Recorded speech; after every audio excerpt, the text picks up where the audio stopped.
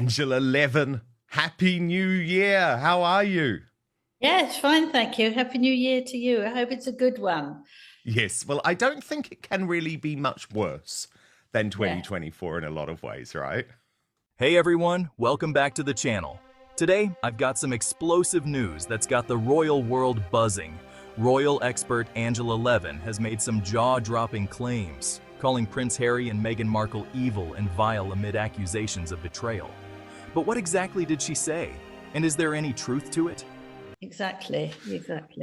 Well, look, I'm really excited about this. 2024 has been quite a shocking year to the royal family in so many ways. And we're going to kick off today by unveiling Angela Levin's most shocking royal moment of 2024. And it was, of course, the double cancer blow when we learned that King Charles had been diagnosed with cancer after a routine operation, but within weeks, so too had Catherine, the Princess of Wales. Angela Levin, it just gives you chills, doesn't it? One of those moments in your life, I think you'll always remember where you were when you heard that news. And it's so important, isn't it, Angela, to contextualize the fact that poor Catherine was effectively bullied in to that announcement after the Sussex Squad, people like Stephen Colbert, allies of Harry and Meghan, had been utterly, despicably hounding her for weeks, spreading the most vile rumours when in fact she was undergoing chemotherapy. Yes, I mean, the whole thing was just terrible. I'm very fond of the king, and I know that he's waited so many years before he could become king. But he didn't want to sort of try and say, well, he wished his mother wasn't there because he loved his mother too, wanted to please her. So, so soon after he took the crown, he was ill. And, my mind always rushes for things like that. Someone of his age, it can be very dangerous indeed. And obviously, take him away from us very quickly. And I couldn't bear the thought, actually. And then to have this. Stick with me as I break it all down. Before we get started, make sure you hit that subscribe button and turn on notifications so you never miss an update on the latest royal drama. Let's get into it. 2024 has been one of the most challenging years for the royal family. Both King Charles and Princess Catherine were diagnosed with cancer, shocking the nation.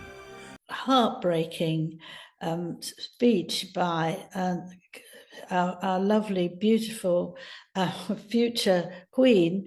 I just couldn't cope with it. It really made me feel extremely down for a very long time, because I thought, here is this wonderful person who's young, who is so marvelous with her husband, is obviously a good mother. You can always tell when children want to rush around her and be with her and not rush to the nanny.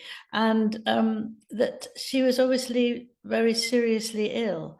And I just thought it was terrible. And the fact then, when you really know, when you hear that people were saying, oh, we saw her walking somewhere, but actually it wasn't her. She was one of these AI bodies, and that she was just lazy and she was just awkward, when she's worked incredibly hard, never put a foot wrong. It's a stand thing that most of us say about her. And the spitefulness that was coming. And I was actually furious that Harry and Meghan, once they knew that she really was genuinely ill, sent a message that said, oh, Kate, we hope you're soon okay.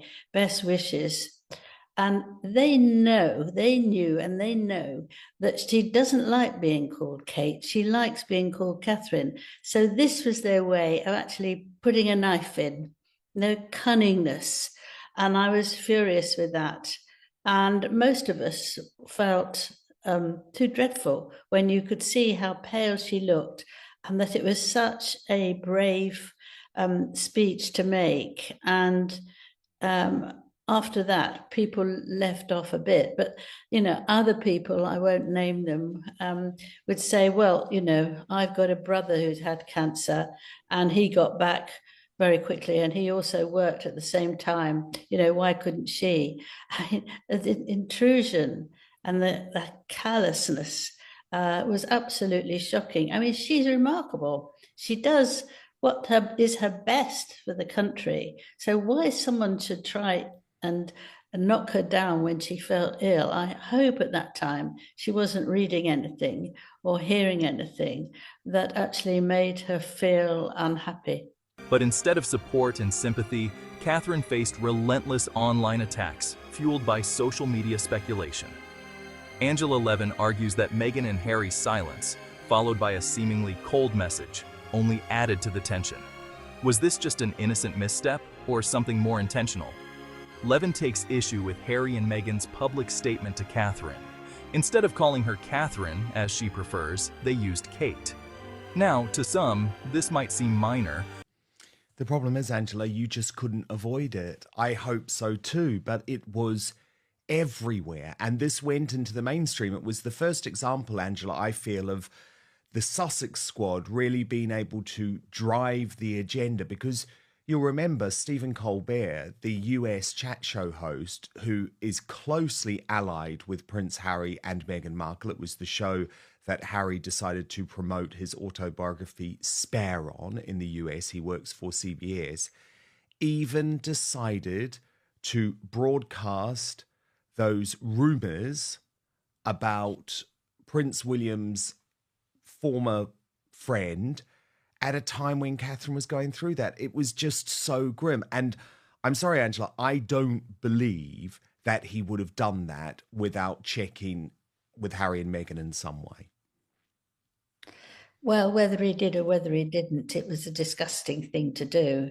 And I think it doesn't matter if he asked or not, because I think Harry and Meghan have got a high number of appalling things that they say and do, and so evil nowadays. I had hoped that Harry would actually pull himself together and actually stop being so vile, but I've given up on that. It's a great shame he's changed. And I think that anybody who would accept that sort of information is as bad as the people who would have given them. But in royal circles, names matter. Angela believes this wasn't a casual mistake, but a deliberate jab. Was it a subtle power play, or are people reading too much into it? Let me know what you think in the comments. And if you're enjoying this deep dive, make sure to smash that like button. It really helps the channel. Another shocking part of Levin's claims is how media figures like Stephen Colbert reportedly pushed harmful narratives about Catherine's health. Well, indeed. And the thing is, Angela, this was,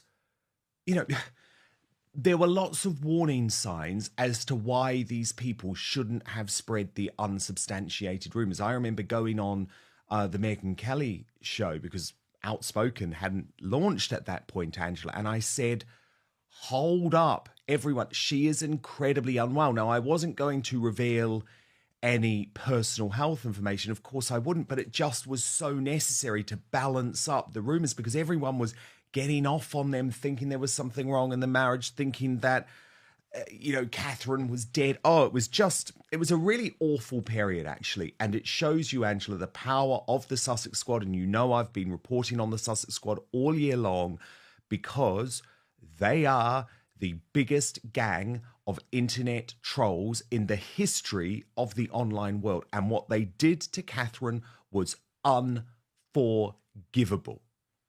Well, there's two things there, really, isn't it? That's one of the many reasons that William doesn't want them over, certainly not Harry, Yes. and wouldn't let them come anywhere near his children or near his wife. So one can easily understand that.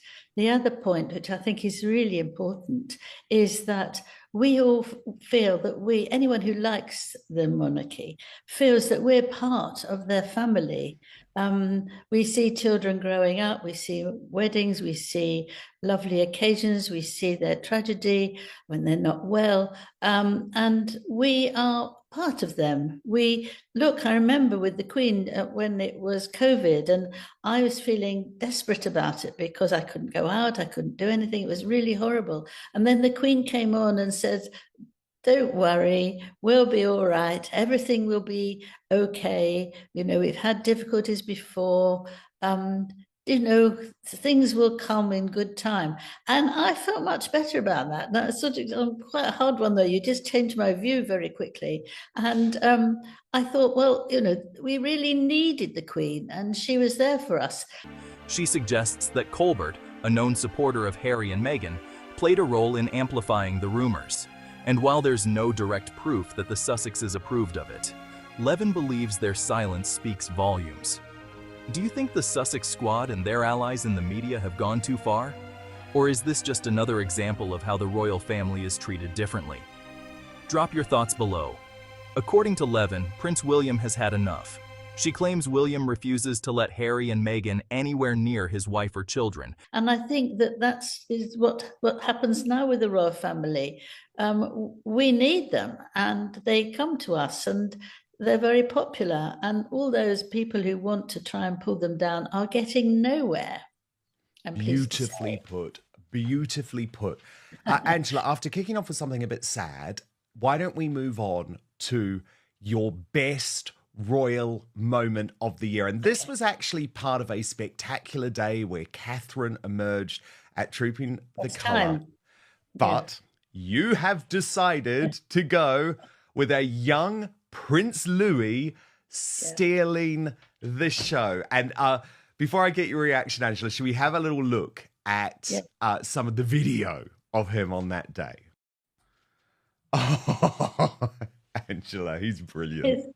It's wonderful, isn't it? I mean, he's an absolutely gorgeous boy, but he was bored initially, and that's all right. He's 6, there's no reason why he shouldn't be. But anyone who's bored on the balcony makes their face go straight and they don't show it. But he wasn't one of those, and he did that, and I think he stole the show because he's doing his side to side to go with the royal band.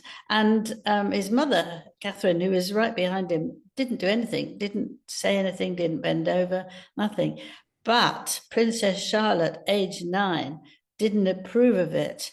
And when it was time for the national anthem, she sort of stood up herself first and then got him to stiffen his arms so that they were straight and he was standing up straight.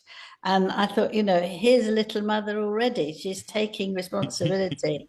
And it was just so sweet to see him because he wasn't trying to be naughty. He listened to her. Another thing, he could have go away, and spoilt the whole thing. But, he wasn't going to do something that she didn't want. And it's a powerful young woman. And I just thought that was brilliant, absolutely brilliant. Seeing them as a toxic influence. After everything that's happened, can the brothers ever reconcile? Or has Harry burned that bridge for good? Let me know what you think. And while you're here, hit that subscribe button. We're always covering the latest royal news. So there you have it. Angela Levin's explosive take on the ongoing royal feud. Whether you agree with her or not, one thing is clear. Yeah, look at her face there. Goodness me. She can't bear it. But she waited, and she was quite right, because if she kept on doing it, she'd have got very, very annoyed. But she waited until the anthem came on, and she knew absolutely this is the part, this is the best bit. This he must not mess about in under any circumstances. So she made herself upright first. She didn't sort of slip to one side, and he listened. And I thought, it was delicious, really delicious. He's allowed to be naughty, isn't he? He's the youngest. And, he's a young boy. Yes, you can't expect him to be marvelous all the time. But the other two actually haven't been difficult. But it's a different personality, so you just take that into care and make sure that you save the most important things for them. Actually, when I saw him last year at the church, and with the singing, and he was completely different. He didn't hold hands with anyone, and he walked very strictly and very superbly, shoulder back. He had a tie on for the first time. I wondered whether it was the tie. I think it was the first time, and he marched very well, and he went into the car before anybody else. And he was. So I think this is going to be a changed Louis this year.